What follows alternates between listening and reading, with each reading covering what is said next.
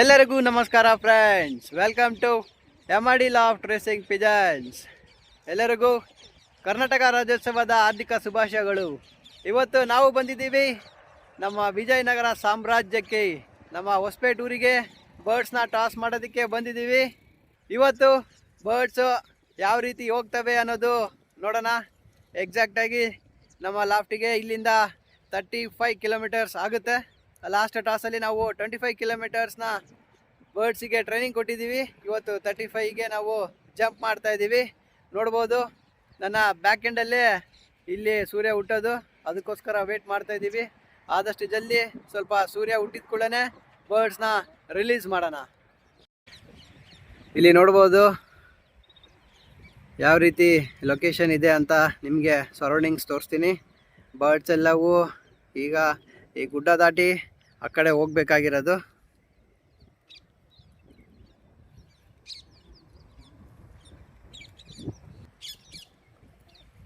ಈಗ ಬರ್ಡ್ಸ್ ಎಲ್ಲವೂ ರೆಡಿ ಇದ್ದಾವೆ ಹಾರೋದಕ್ಕೆ.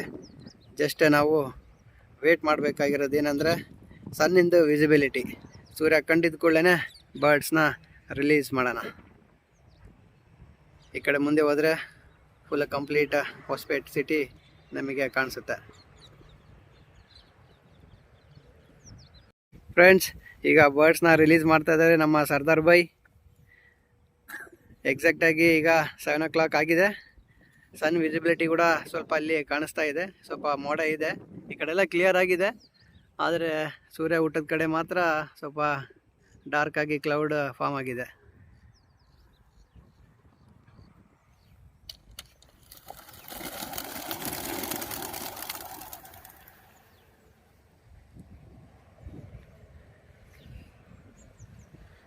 ಇವತ್ತು ಸ್ವಲ್ಪ ಬರ್ಡ್ಸಿಗೆ ಚಾಲೆಂಜಿಂಗೇ ಅನ್ಬೋದು. ನೋಡೋಣ ಬರ್ಡ್ಸ್ ಯಾವ ರೀತಿ ಆಡ್ತವೆ, ಈ ಕಡೆ ಆಡ್ತವೆ ಅನ್ನೋದು ಗೊತ್ತಾಗುತ್ತೆ.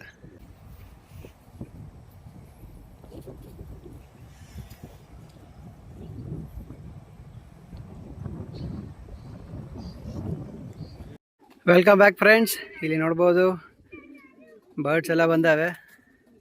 ಮ್ಯಾಕ್ಸಿಮಮ್ ಬರ್ಡ್ಸ್ ಆಗಲೇ ಲಾಫ್ಟ್ ಒಳಗಡೆ ಹೋಗ್ಬಿಟ್ಟಿದ್ದಾವೆ.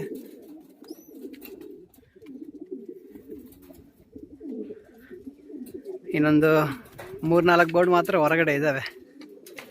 ಈಗ ಕಾಳಕ್ಕೆ ಟೈಮ್ ಆಗಿದೆಯಲ್ಲ, ಬರ್ಡ್ಗಳು ಒಳಗಡೆ ಹೋಗ್ಬಿಡ್ತವೆ.